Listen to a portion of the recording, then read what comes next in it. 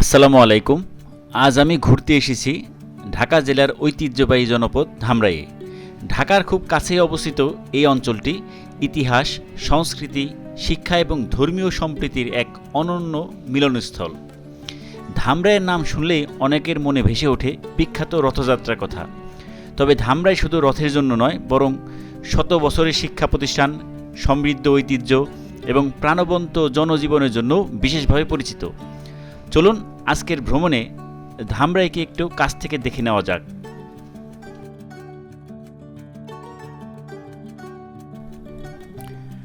আমাদের যাত্রার প্রথম গন্তব্য হচ্ছে ধামরাইয়ের ঐতিহাসিক রথ।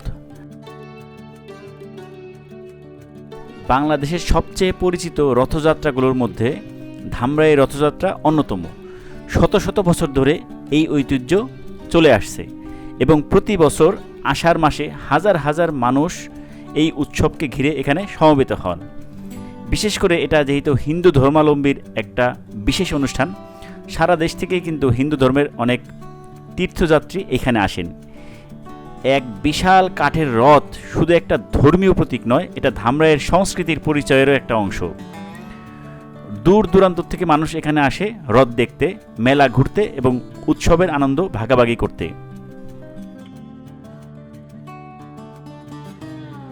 এছাড়া ধামরাই উপজেলা শহরে আসলে কিন্তু অনেক পুরাতন পুরাতন ভবন আপনার চোখে পড়বে এবং দেখলেই বোঝা যায় এগুলো কিন্তু শত বছরের প্রাচীন স্থাপনা। এবং আরেকটা ব্যাপার, এই ধামরাইকে কিন্তু এখন মানুষ চিনে, সেটা হচ্ছে ধামরাইতে শহরের মধ্যে প্রচুর বানর পাওয়া যায়। এবং আজকে আমরা মূলত ঘোরাঘুরি করতে আসছিলাম যে এই স্থাপনাগুলো এবং শিক্ষা সংস্কৃতি সব কিছু দেখার পাশাপাশি ধামরাইয়ের যে বানরগুলো এগুলো মাঝে মাঝে আমাদের মানিকগঞ্জের দিকেও চলে আসে এগুলো দেখার জন্য। তো চলুন আজকে দেখতে পাওয়া যায় কিনা সব কিছু কিন্তু আপনাদের সাথে শেয়ার করব। এবং ধামরাই থেকে যারা আমাদের এই ভিডিওটা দেখতেছেন তারা অবশ্যই কমেন্ট করে যাবেন যে কে কোথা থেকে দেখতেছেন।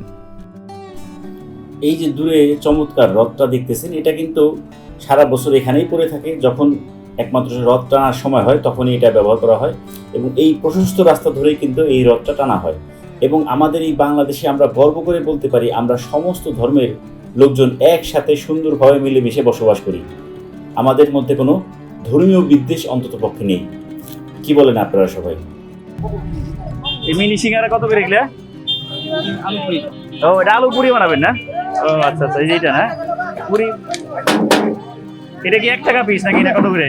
2 টাকা পিস। মূলত ধামরাই হচ্ছে একটা প্রাচীন শহর, এখানে কিন্তু অনেক প্রাচীন বিভিন্ন স্থাপনা আছে। মূলত আমরা আসছি এদিকে যে বান্দর দেখার জন্য, ধামরাই উপজেলা পরিষদ কমপ্লেক্স।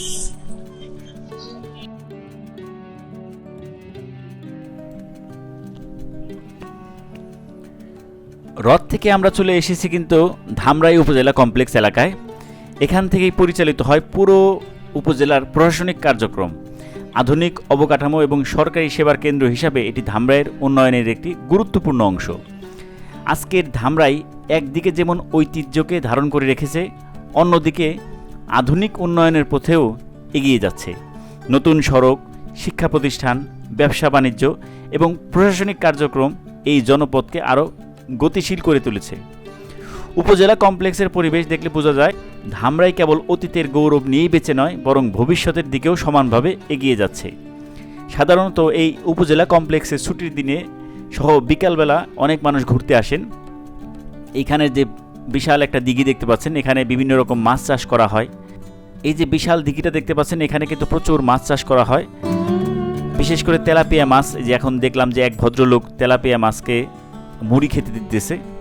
এছাড়া আরও একটা বিষয় জানলাম যে এইখানে যেহেতু প্রচুর বানর আসে, তবে আজকে কোনো বানর চোখে পড়লো না, হয়তো কোনো দিকে গেছে। তবে সন্ধ্যার আগে নাকি যখন ধামরাই উপজেলা কমপ্লেক্স খোলা থাকে তখন বিকেলের দিকে নাকি তাদেরকে খাবারের ব্যবস্থা করা হয়। তো এই বিষয়টাকে কতটুকু সত্য আমি জানি না, যেহেতু আমি নিজ চোখে দেখি নাই, আমি যে অটোতে করে আসছিলাম তার কাছ থেকে শুনলাম। এখন আমরা চলে এসেছি উপজেলা কমপ্লেক্স থেকে ধামরাই বাজারে। এই বাজার শুধু কেনাবেচার স্থান নয়, বরং ধামরাইয়ের প্রাণকেন্দ্র। বহু বছর ধরে আশেপাশে গ্রামের মানুষ তাদের কৃষিপণ্য, দৈনন্দিন প্রয়োজনীয় জিনিসপত্র এবং স্থানীয় হস্তশিল্প নিয়ে এখানে আসেন। ধামরাইয়ের অর্থনীতি, মানুষের জীবনযাত্রা এবং সামাজিক যোগাযোগের একটি বড় অংশ আবর্তিত হয় এই বাজারকে ঘিরেই।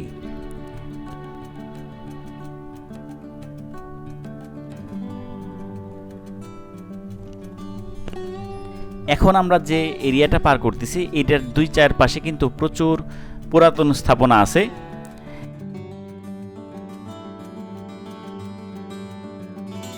এখন আমরা যে এলাকাটা পার করতেছি এই পাশেই আছে ধামরাই হার্ডিংস উচ্চ বিদ্যালয় এবং কলেজ।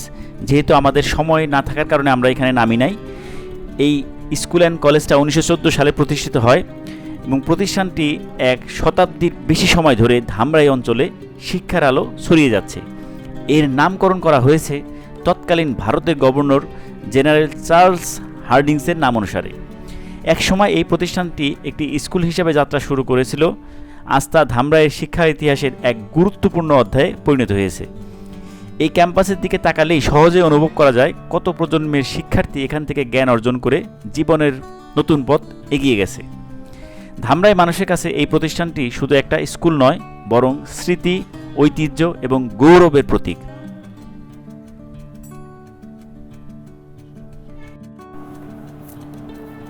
তো ওইদিকে হার্ডিংস স্কুল অ্যান্ড কলেজ দেখার পর আমরা একটা অটো নিয়ে আবার আমাদের শেষ গন্তব্য ধামরাই সরকারি কলেজের দিকে যাইতেছি।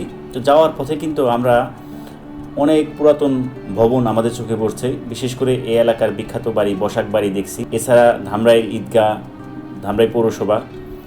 এরপর এখন দৃষ্টিনন্দন একটা প্রতিষ্ঠান আপনাদের চোখে পড়তেছে, সেটা হচ্ছে ধামরাই মডেল মসজিদ। এটা কিন্তু ধামরাই সরকারি কলেজের পাশেই, অর্থাৎ এটার অপোজিটে অবস্থিত। এটা এবং আমরা আমাদের ভ্রমণের শেষ গন্তব্য হিসাবে এখন আছি ধামরাই সরকারি কলেজে।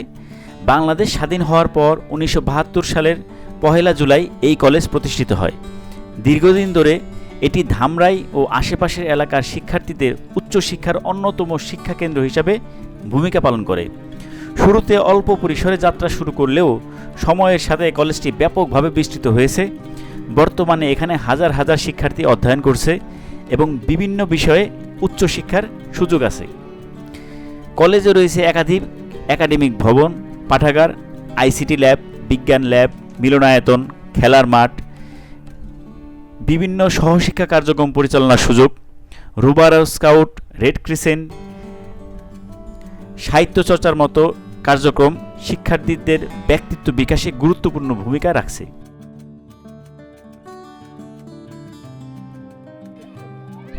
ধামরাই কলেজের এরিয়াটা তুলনামূলকভাবে ছোট হলেও কিন্তু দেখতে অনেক সুন্দর, মানে গোছানো, গেট আছে সুন্দর এবং ভবনগুলো অনেক সুন্দর। দুই পাশটাতে স্মৃতিসৌধ আছে। এই ধামরাই সরকারি কলেজে কে কে পড়াশোনা করছেন এবং আমাদের এই ভিডিও দেখতেছেন অবশ্যই কমেন্ট করে যাবেন। যেহেতু বিকালবেলা অল্প সময়ের জন্য আসছিলাম, এত অল্প সময় সব কিছু ঘুরে দেখা সম্ভব নয়। তো তারপরেও ঐতিহ্যের রথ, আধুনিক প্রশাসনিক কেন্দ্র, শতবর্ষী শিক্ষা প্রতিষ্ঠান এবং উচ্চশিক্ষার গুরুত্বপূর্ণ বিদ্যাপীঠ সব মিলিয়ে ধামরাই সত্যি একটা বিশেষ জনপদ বলেই আমার কাছে মনে হইল। আজকের এই ছোট্ট ভ্রমণে আমরা ধামরাইয়ের কয়েকটা গুরুত্বপূর্ণ স্থান ঘুরে দেখলাম, কিন্তু ধামরাইয়ের গল্প এখানেই শেষ নয়। এর অলিগুলি, বাজার, সংস্কৃতি মানুষের জীবনের সঙ্গে জড়িয়ে আছে আরও অসংখ্য গল্প ও ইতিহাস। ভিডিওটা ভালো লাগলে লাইক, কমেন্ট এবং শেয়ার করতে ভুলবেন না।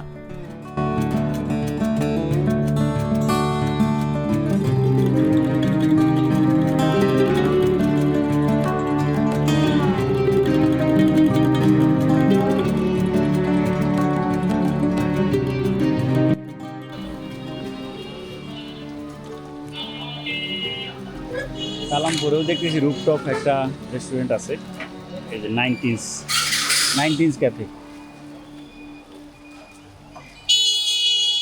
যাই হোক, অনেক ঘোরাঘুরি হইলো, এখন বাসায় ফিরে যাইতেছি। আজকের ভিডিওটা কেমন লাগলো, আজকের ব্লগটা এখানেই শেষ করছি। সবাই ভালো থাকবেন, আল্লাহ হাফিজ।